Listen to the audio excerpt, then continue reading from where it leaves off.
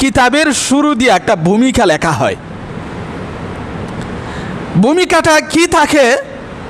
পুরা কিতাবে, পুরা বইয়ে বিস্তারিতভাবে যা লেখা থাকে, এই ভূমিকার ভিতরে সংক্ষিপ্ত আকারে তা লেখা থাকে।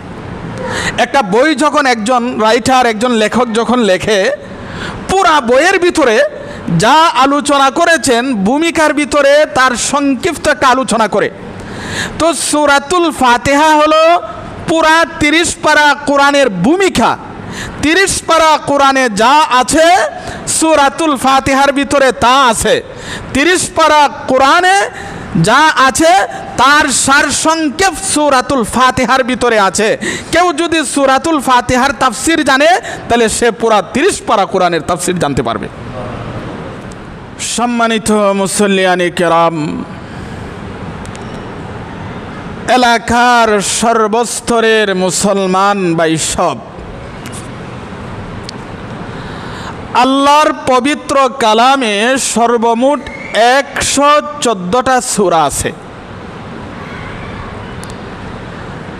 114 সূরার প্রথম সূরার নাম হলো সূরাতুল ফাতিহা।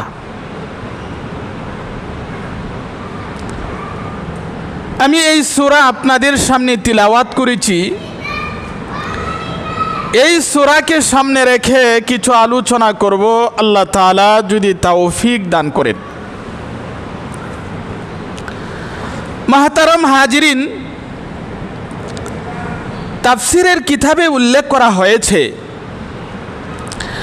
রাসূলুল্লাহ সাল্লাল্লাহু আলাইহি ওয়াসাল্লাম বলেন, সূরা ফাতিহার সমতুল্য কোনো সূরা আল্লাহ তাআলা তাওরাতে নাজিল করে নাই, ইনজিলেও না, জাবুরেও না, এমনকি কোরআনেও সূরাতুল ফাতিহার সমতুল্য একটা সূরা নাই।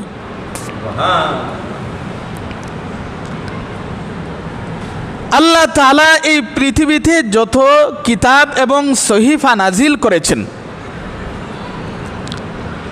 প্রায় 104 খানা কিতাব এবং সহিফা নাজিল করেছেন। এর মধ্যে 4 খানা হলো বড় কিতাব, বাকি হলো ছোট। 104 খানা কিতাবের মধ্যে, আসমানি কিতাবের মধ্যে মূল হইল কোরআন, আর কোরআনের মধ্যে মূল হলো সূরাতুল ফাতিহা। যে সূরাতুল ফাতিহা পাঠ করলো সে যেন সমগ্র তাওরাত, জাবুর, ইনজিল, কোরআন পাঠ করলো।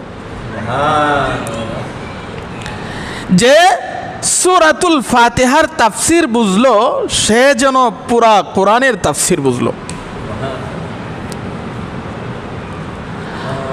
অন্য এক হাদিসে রাসূল করিম সাল্লাল্লাহু আলাইহি ওয়াসাল্লাম ইরশাদ করেন, নবীজি বলেন, সূরাতুল ফাতিহার কল্যাণে সর্বপ্রকারের বিষ ধ্বংস হয়ে যায়। হযরত মাওলানা জাফর সাদেক রহমাতুল্লাহি আলাইহি তিনি বলেন, সূরাতুল ফাতিহা 40 বার পাঠ করে যদি পানিতে ফু দেওয়া হয়, আর এই পানি যদি কোনো রোগীকে ছিটিয়ে দেওয়া হয়, ইনশাআল্লাহ আল্লাহ তাআলা তার রোগ মুক্ত করে দিবেন।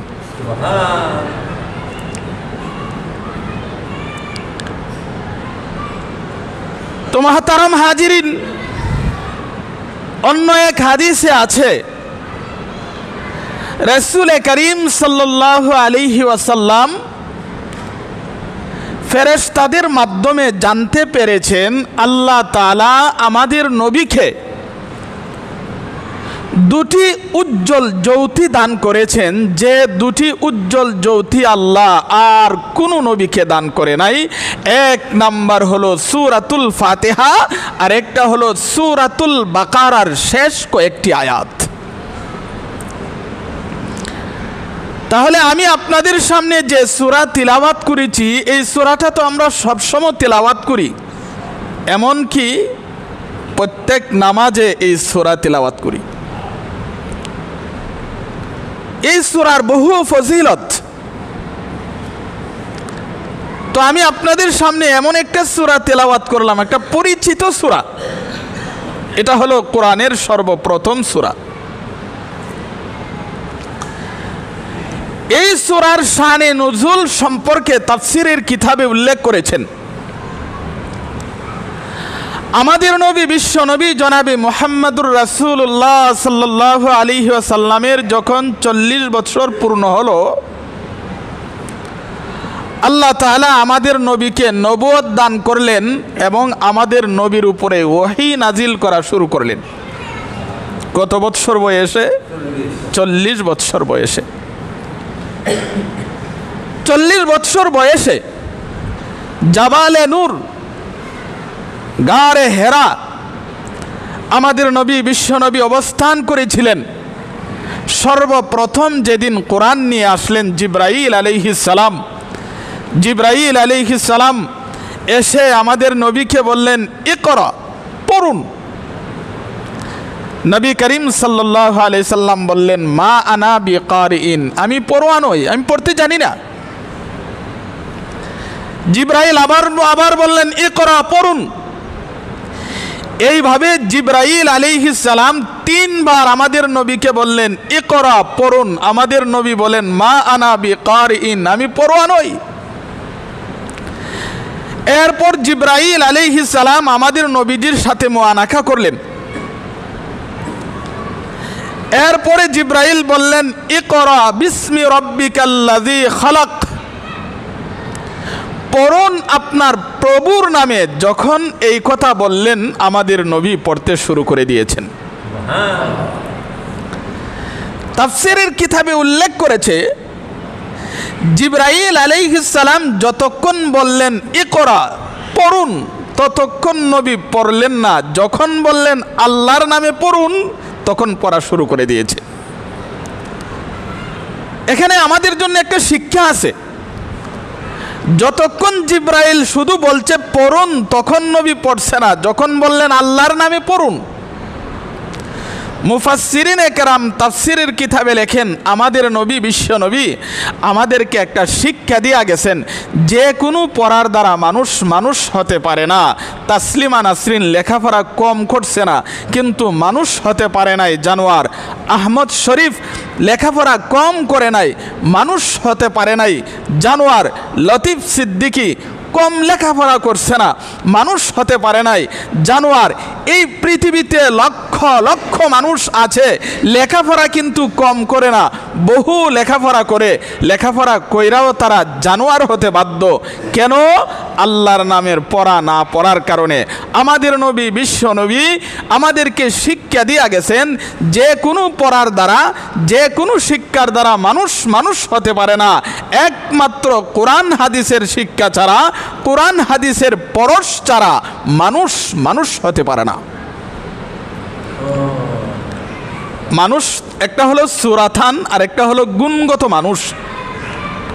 মানুষের ঘরে জন্ম হলে মানুষ, এটা তো সুরাথান মানুষ। কিন্তু গুণগত মানুষ হওয়ার জন্যে কোরআন হাদিসের শিক্ষা লাগবে, অথবা কোরআন হাদিসের পরশ লাগবে। তো জিবরাইল আলাইহিস সালাম যখন বললেন ইকরা বিসমি রাব্বিকাল্লাযী খালাক, পড়া শুরু করে দিয়েছে। এটা হলো সর্বপ্রথম কোরআন নাজিল। এরপরে কিছুদিন কোরআন নাজিল বন্ধ ছিল। আমাদের নবী বিশ্বনবী একদিন নির্জনে যাচ্ছেন, হঠাৎ করে নবীজি একটা আওয়াজ শুনতে পাইলেন, ইয়া মুহাম্মদ, আকাশ থেকে। আমাদের নবী বিশ্বনবী আকাশের দিকে তাকাইলেন, তাকায়া দেখে আসমান এবং জমিনের মধ্যে একটা নূরের মিম্বারে একজন জ্যোতির্ময় পুরুষ বসা, সুন্দর উজ্জ্বল, ডাকতেছি ইয়া মুহাম্মদ, কিন্তু কিচ্ছু বলে না। এভাবে প্রায় সময় এমন হয়, নবীজি যখন নিরিবিলি হাঁটে, যখন নির্জন হয়, তখন দেখে ইয়া মুহাম্মদ এভাবে ডাক দেয়। নবীজি আকাশের দিকে তাকায়, কিন্তু দেখে একটা লোক নূরের মিম্বারের উপরে বসা, কোনো কথা বলে না। নবী করিম সাল্লাল্লাহু আলাইহি সাল্লামের ভিতরে একটা ভয় আইসা পড়ছে। কি হলো? নবী করিম সাল্লাল্লাহু আলাইহি ওয়াসাল্লাম এই ঘটনা হযরত খাদিজা রাদিয়াল্লাহু তাআলা আনহার কাছে বললেন। খাদিজা রাদিয়াল্লাহু তাআলা আনহা বুদ্ধিমতী ছিল, বিচক্ষণ ছিল, জ্ঞানী ছিল। খাদিজা রাদিয়াল্লাহু তাআলা আনহা আমাদের নবী বিশ্ব নবীকে তাওরাতের একজন আলেম ওয়ারাকা বিন নাওফাল তার কাছে নিয়ে গেল, নিয়া এই বিস্তারিত ঘটনা বললেন।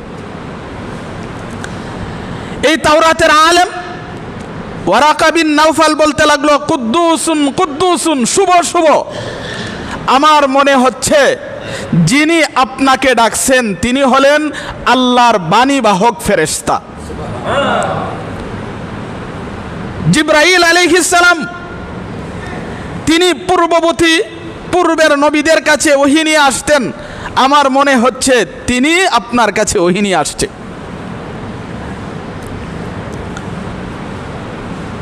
আপনি যখন আরেকদিন দেখবেন, আপনি ভালো করে খেয়াল করবেন তিনি আপনাকে কি বলে দেখবেন। এরপরে নবী করিম সাল্লাল্লাহু আলাইহি সাল্লাম আবার আরেকদিন যখন নির্জন হলেন, হঠাৎ করে আওয়াজ আসছে, ইয়া মুহাম্মদ। নবী করিম সাল্লাল্লাহু আলাইহি সাল্লাম আকাশের দিকে তাকাইলেন, তাকায় দেখে আসমান এবং জমিনের মধ্যে নূরের মিম্বারে বসা একজন জ্যোতির্ময় পুরুষ ডাকতেছে, ইয়া মুহাম্মদ, ইয়া মুহাম্মদ। এমনি আমাদের নবীজি তাকাইলেন, তাকায়া বললেন, কি বলতে চান বলেন। এমনি তিনি বলতেছেন, আমি হইলাম জিবরাইল ফেরেশতা, আল্লাহ আমাকে আপনার কাছে পাঠিয়েছেন একটা সূরা দিয়া।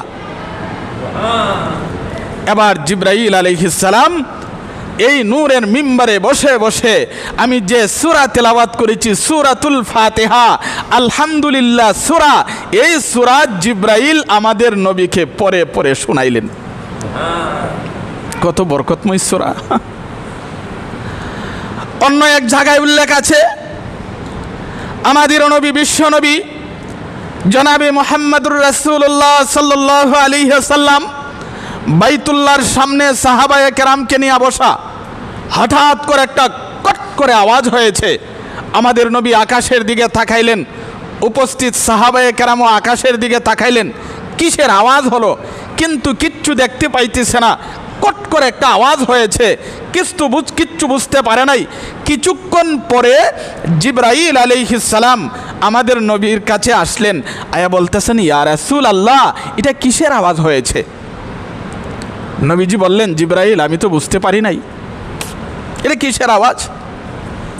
জিবরাইল আলাইহিস সালাম বললেন, আল্লাহ তাআলা কিছুক্ষণ পূর্বে আকাশের একটা দরজা খুলে দিয়েছেন, দরজা খোলার কারণে কট করে আওয়াজ হয়েছে। ইতিপূর্বে এই গেট, এই দরজা আল্লাহর কোনো সময় খুলে নাই। এই দরজা দিয়ে একজন ফেরেশতা আগমন করেছেন, ইতিপূর্বে আর কোনো সময় এই ফেরেশতা আগমন করে নাই। এই ফেরেশতা আপনাকে সালাম করেছে, এই ফেরেশতার মাধ্যমে আল্লাহ একটা সূরা নাজিল করেছে। ওই ফেরেশতা জিবরাইলকে শোনায়া দিছে, জিবরাইল আলাইহিস সালাম আমাদের নবীকে এই সূরাতুল ফাতিহা শোনায়া দিলেন। কত বরকতময় সূরা। তাহলে আমরা বুঝতে পারলাম সূরাতুল ফাতিহার ফজিলত এবং সূরাতুল ফাতিহা নাজিল হওয়ার প্রেক্ষাপট, কিভাবে নাজিল হয়েছে। এবার আসুন, আমি যে সূরাটা আপনাদের সামনে তিলাওয়াত করেছি, সূরাতুল ফাতিহা, তাফসীরের কিতাবে কম বেশি বহু তার নাম আছে, প্রায় 22টি নাম উল্লেখ করেছে। তাফসীরে রুহুল মাআনিতে প্রায় 40টি নাম উল্লেখ করেছেন। আমরা যে সূরাতুল ফাতিহা আলহামদুলিল্লাহ সূরাটা পড়ি, এর অনেক নাম আছে। যেমন দেখেন, সূরাতুল ফাতিহা, সূরাতুল হামদ, সূরাতুস সালাত, সূরাতুদ দুআ, উম্মুল কুরআন, উম্মুল কিতাব, উম্মুল কানজ, আসাসুল কুরআন, সূরাতুল ওয়াফিয়া, সূরাতুল কাফিয়া, সূরাতুশ শুকর, সূরাতুস সওয়াল, সূরাতুর রুকিয়া, সূরাতুশ শিফা, তালিমুল মাসআলা, সূরাতুন নূর, সূরাতুত তাফওয়িজ, সাবআ মাসানি। এই সূরার কতগুলা নাম আছে আমরা তো একটা বা দুইটা নাম জানি।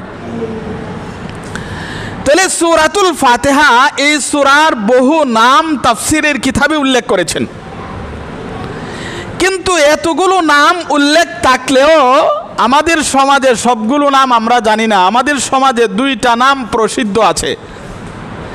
একটা নাম বললে সাধারণ মানুষে চিনে, আরেকটা নাম বললে সাধারণ মানুষে চিনে না, শিক্ষিত মানুষে চিনে। তাহলে আমি যতগুলো নাম বললাম সূরাতুল ফাতিহার, এই সবগুলো নাম সবাই চিনে না। একটা নাম আছে, এই নামটা বললে সাধারণ সবাই চিনে, আরেকটা নাম আছে এই নামটা বললে শিক্ষিত সমাজে চিনে। যে নামটা বললে সাধারণ মানুষে চিনে এই নামটা হলো সূরাতুল হামদ, আলহামদুলিল্লাহ সূরা।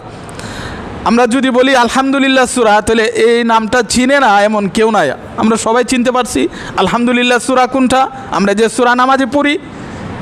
আবার এই সূরাটা সবার মুখস্থ আছে, যার জীবনে কোনোদিন মসজিদে আসে নাই, মাদ্রাসায় আসে নাই, মাদ্রাসায় পড়ে নাই, এও আলহামদুলিল্লাহ সূরাটা পারে অশুদ্ধ হলেও।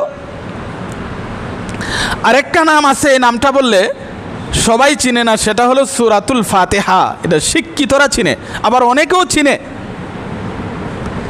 তো আল্লাহ তাআলা কোরআনের যত সূরা আছে, এই সূরার নাম দুই পদ্ধতিতে রেখেছেন। আল্লাহ তাআলা সূরার নাম কয় পদ্ধতিতে রাখছে? দুই পদ্ধতিতে রাখছে। একটা হলো সূরার বিষয়বস্তুর প্রতি খেয়াল করে, আরেকটা হলো সূরার শব্দের প্রতি খেয়াল করে। আল্লাহ তাআলা সূরার নাম দুইটা পদ্ধতিতে রাখছেন। সূরার বিষয়বস্তুর প্রতি খেয়াল করে যে নামটা আল্লাহ রাখলেন সেই নামটা হলো সূরাতুল ফাতিহা, আর শব্দের প্রতি খেয়াল করে যেই নামটা আল্লাহ রাখছেন সেই নামটা হলো আলহামদু, সূরাতুল হামদ। তাহলে আমরা এই দুইটা নাম নিয়েই একটু আলোচনা করি, সবগুলো নিয়ে আলোচনা সম্ভব না। একটা নাম হলো সূরাতুল হামদ, আরেকটি নাম হলো সূরাতুল ফাতিহা। সূরাতুল ফাতিহা, ফাতিহা মানে ভূমিকা। আমরা যখন কোনো কিতাব লিখি, আর্টিকেল লিখি, কোনো প্রবন্ধ লিখি, কিতাবের শুরু দিয়ে একটা ভূমিকা লেখা হয়। ভূমিকাটা কি থাকে? পুরা কিতাবে, পুরা বইয়ে বিস্তারিতভাবে যা লেখা থাকে, এই ভূমিকার ভিতরে সংক্ষিপ্ত আকারে তা লেখা থাকে। একটা বই যখন একজন রাইটার, একজন লেখক যখন লেখে, পুরা বইয়ের ভিতরে যা আলোচনা করেছেন ভূমিকার ভিতরে তার সংক্ষিপ্ত একটা আলোচনা করে। তো সূরাতুল ফাতিহা হলো পুরা 30 পারা কোরআনের ভূমিকা। 30 পারা কোরআনে যা আছে সূরাতুল ফাতিহার ভিতরে তা আছে। 30 পারা কোরআনে যা আছে তার সারসংক্ষেপ সূরাতুল ফাতিহার ভিতরে আছে। কেউ যদি সূরাতুল ফাতিহার তাফসীর জানে তাহলে সে পুরা 30 পারা কোরআনের তাফসীর জানতে পারবে। এই হলো সূরাতুল ফাতিহা। আরেকটা নাম হলো সূরাতুল হামদ। সূরাতুল হামদ এটা হলো কোরআনের সূরার একটা শব্দের প্রতি লক্ষ্য করে সূরার নাম রাখছে।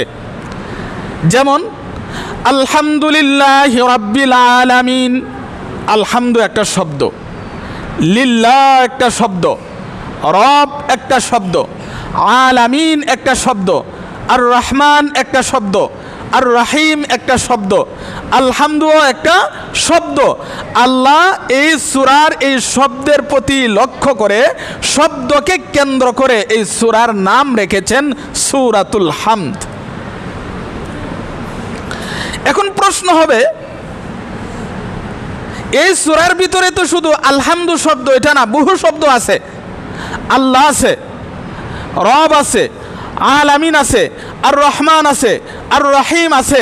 এই সূরার ভিতরে তো অনেক শব্দ আছে, কিন্তু এই নাম রাখার জন্য আলহামদু শব্দটাকে নির্বাচন করলেন কেন? তার কারণ কি? এর মধ্যে রহস্য আছে। দেখেন, আলহামদু, আলহামদু এখানে আমাদের নবী, বিশ্ব নবী জনাবি মুহাম্মাদুর রাসূলুল্লাহর জাতি নাম হলো দুইটা, একটা হলো মুহাম্মদ আর একটা হলো আহমদ। মুহাম্মদের মিম যদি ফেলে দেওয়া হয় তাহলে হামদ হয়, আহমদের আলিফ যদি ফেলে দেওয়া হয় হামদ হয়, আলহামদুর আলিফ লাম যদি ফেলে দেওয়া হয় তাহলে হামদ হয়। এখানে একটা রহস্য হলো, কোরআন হলো একটা বক্স। এই কোরআন যদি কেউ বুঝতে চায়, কোরআন যদি ভালো করে বুঝতে চায়, নবীর সিরাত ছাড়া, নবীর ইতিহাস ছাড়া কোরআন বুঝতে পারবে না। এই জন্য আলহামদুর আলিফ লাম ফালাই দিল হামদ, মুহাম্মদের মিম ফালাই দিল হামদ, আহমদের আলিফ ফালাই দিল হামদ। তো আমি যে কথা বলছিলাম, আলহামদু শব্দ দিয়া এই সূরার নাম রেখেছেন, হামদ শব্দকে কেন্দ্র করে এই সূরার নাম রাখছে, আর অন্য শব্দকে কেন্দ্র করে নাম রাখলেন না কেন? আমরা জানি ইসলামের ভিত্তি হলো পাঁচটা: কালিমা, নামাজ, রোজা, হজ, যাকাত। ইসলামের ভিত্তি কয়টি? পাঁচটা। আমরা যেটাকে মন বলি, হৃদয় বলি, আত্মা বলি, কোরআনের ভাষায় এটাকে নফস বলা হয়। কোরআনের ভাষায় এটারে কি কয়? নফস। মানুষের মন, মানুষের হৃদয়, মানুষের আত্মা একটা কৃষকের ক্ষেতের মতো।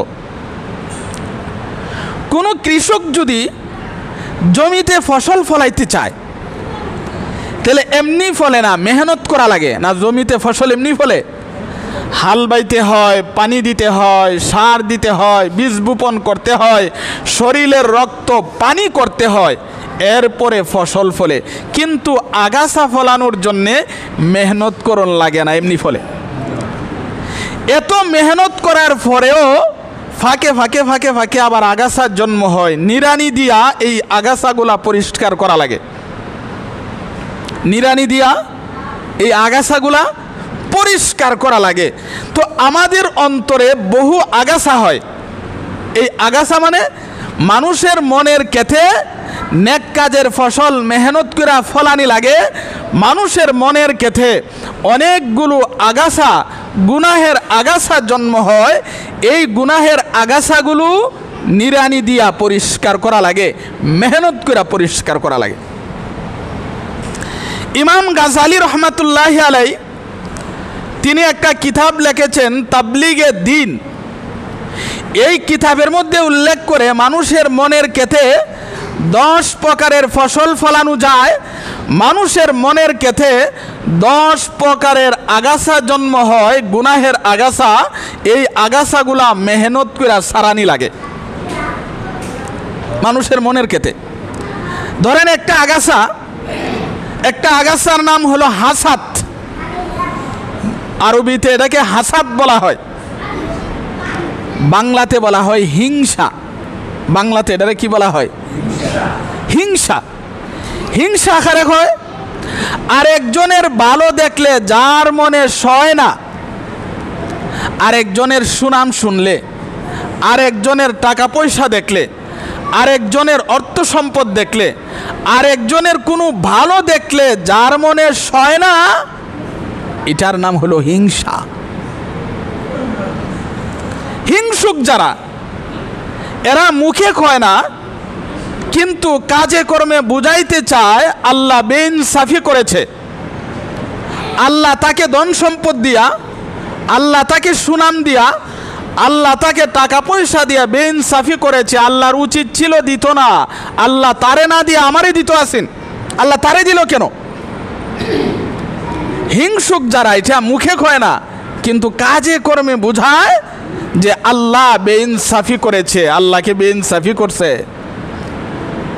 হিংসুক যারা, হিংসার দুইটা অবস্থা।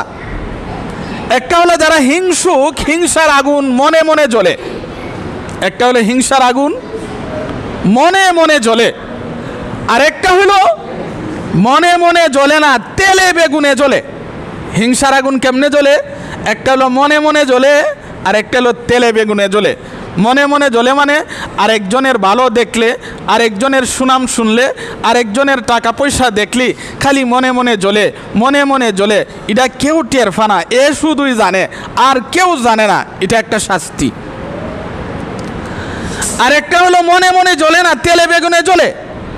আরেকজনের সুনাম শুনলে, আরেকজনের টাকা পয়সা দেখলে, আরেকজনের কোনো ভালো দেখলেই তার চেহারাটা পরিবর্তন হয়ে যায়। হিংসা এটা এমন এক জিনিস,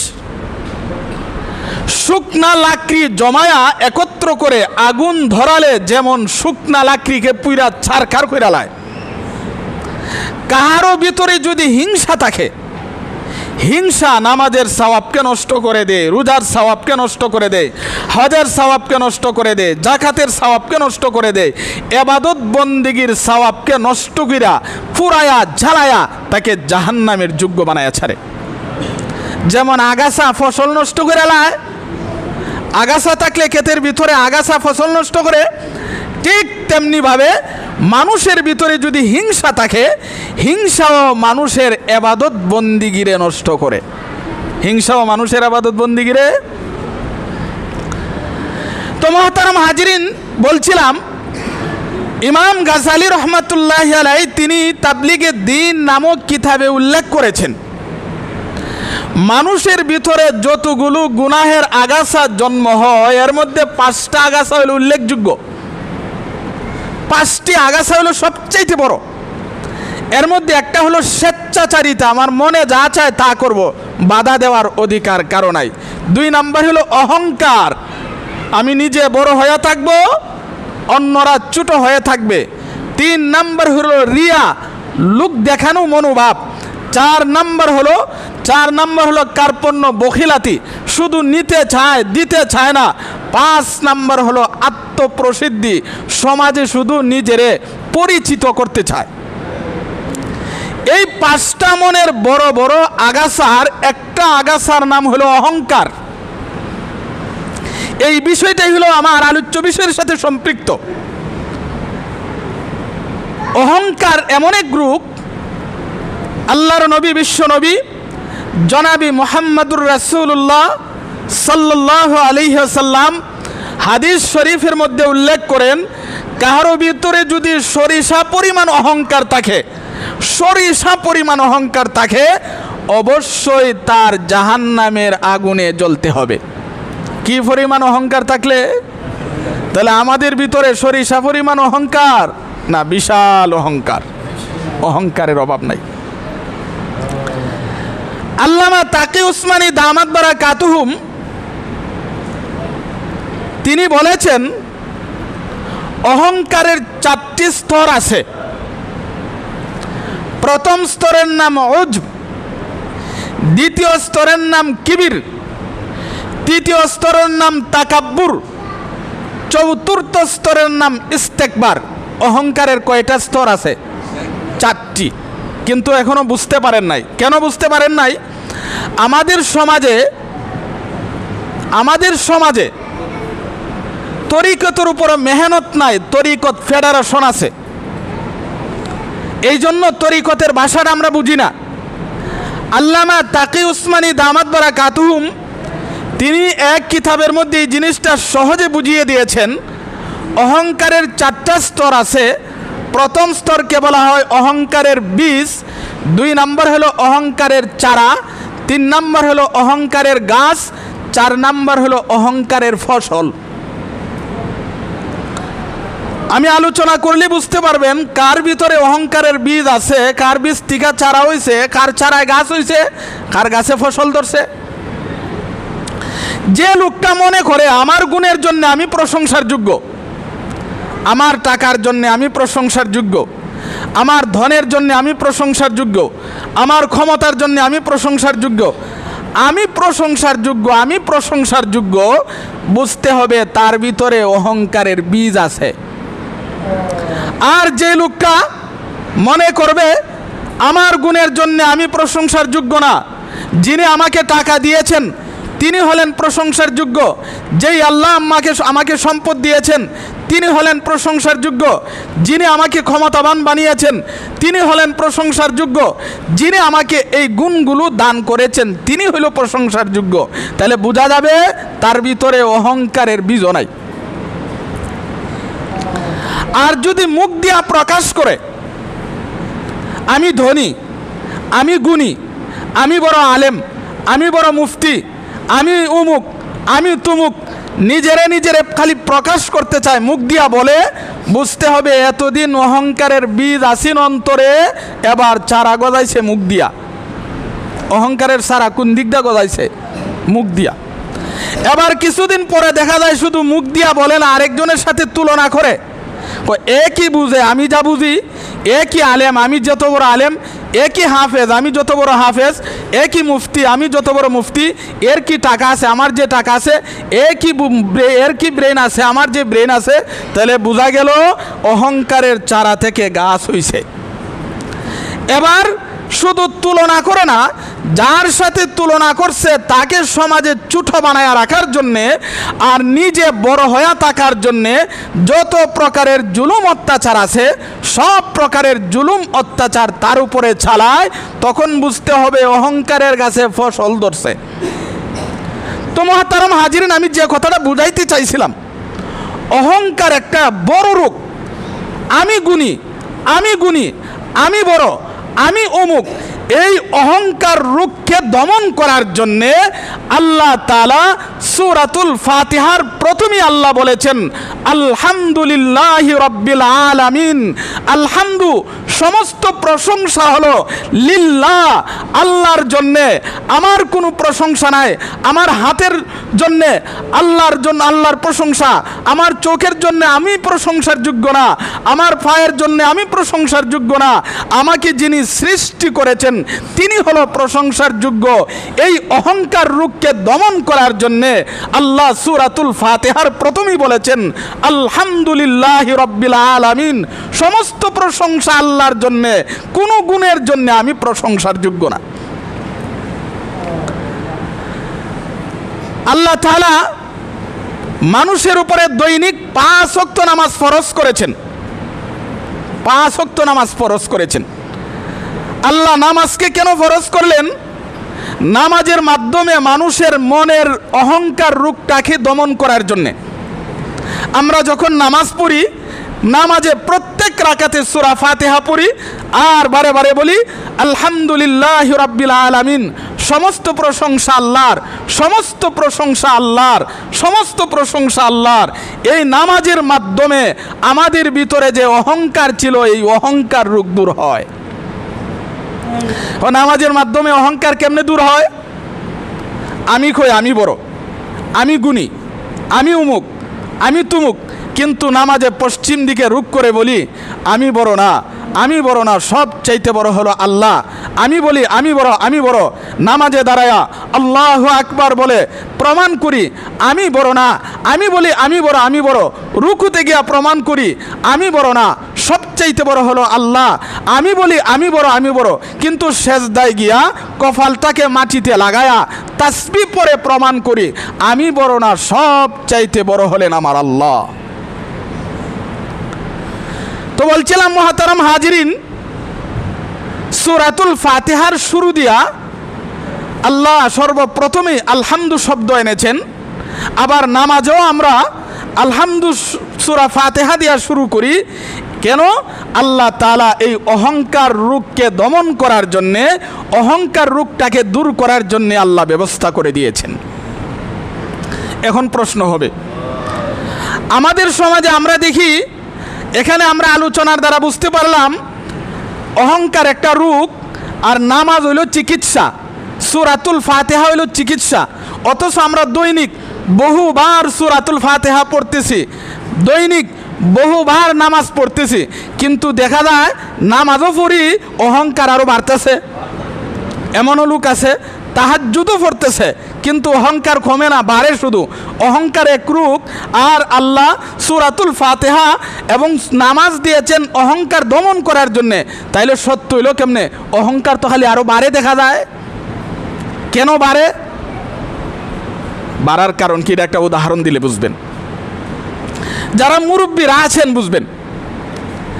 আগের জামানায় নাকি গ্রাম অঞ্চলে কিছু ডাক্তার থাকতো, গ্রাম্য ডাক্তার, পল্লী ডাক্তার।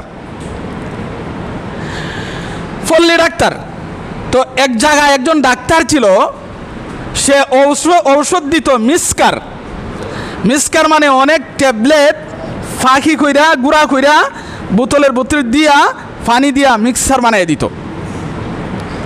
আরে জালমুড়ির মধ্যে মিক্সার আছে না, অনেক আইটেম মিলাইয়া বানায় মিক্সার। তো ডাক্তাররা বলে মিক্সার একটা ওষুধ বানাইতো। তো ওষুধ বোতলে দিয়া একটা দাগ দিয়া দিত, সকালে এক দাগ বিকালে এক দাগ।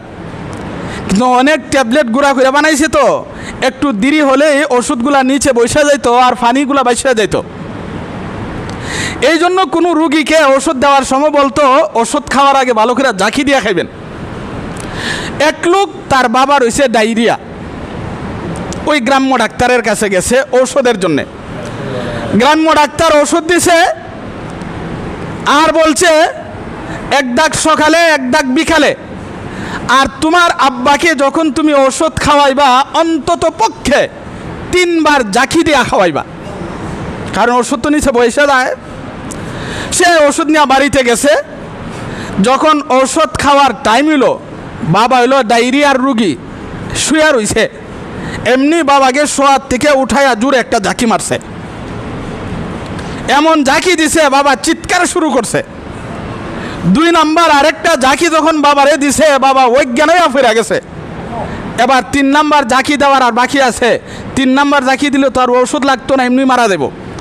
ডাক্তারে বলছিল ওষুধ রে ঝাঁকি দিত, আর এর বাপ রে ঝাঁকি দেয়। ডাক্তারে কি এর বাবারে ঝাঁকি দেওয়ার কথা কইছেন? তাহলে ডাক্তারে বলছে ওষুধকে ঝাঁকি দিয়া এর বাবারে খাওয়াইতো, এ ওষুধকে ঝাঁকি না দিয়ে এর বাবারে ঝাঁকি দেওয়া শুরু করছে। তাইলে আর ওষুধ খাওয়ান লাগতো না, ওষুধ ছাড়াই সে বাবা মারা যাবে। তাইলে তার বাবা সুস্থ হতে পারবে না। কেন? ডাক্তারের যেই নিয়ম বলে দিয়েছে সেই নিয়ম মতো যদি বাবারে ওষুধ না খাওয়ায় বাবা সুস্থ হতে পারে না। নিয়ম মতো ওষুধ খাওয়াতে হবে। ঠিক তেমনিভাবে অহংকার একটা রোগ, নামাজ একটা চিকিৎসা। অহংকার রোগ, সূরাতুল ফাতিহা চিকিৎসা। কিন্তু নামাজ পড়াও আমাদের অহংকার দূর হয় না কেন? যেই নিয়মে বলছে আল্লাহ পড়ার কথা সেই নিয়মে পড়ি না। সূরাতুল ফাতিহা পড়ার পরেও অহংকার রোগ দূর হয় না কেন? যেইভাবে আল্লাহ বলেছেন সেইভাবে তেলাওয়াত করি না। যদি নিয়ম মাফিক ঠিক মতো ওষুধ খেতে পারে তার বাবা সুস্থ হওয়ার আশা করা যায়। ঠিক মতো যদি আমরা নামাজ পড়ি, সূরাতুল ফাতিহা পড়ি, তাহলে আমাদের অহংকারও দূর হওয়ার আশা করা যায়। তাহলে এটা সূরাতুল ফাতিহার দোষ না, নামাজের দোষ না, দোষটা হলো আমরার। এটা যেমন ডাক্তারের দোষ না, এ ভুল বুঝছে, আমরাও ভুলভাবে ব্যবহার করতেছি। আল্লাহ তাআলা আমাদের সবাইকে সূরাতুল ফাতিহার মাধ্যমে, নামাজের মাধ্যমে আল্লাহ আমাদের সকলের অন্তর থেকে এই অহংকার নামের রোগটাকে দূর করে দিন। সকলে বলুন আমিন। যারা সুন্নত পড়ছেন না, সুন্নত পড়ে নেন।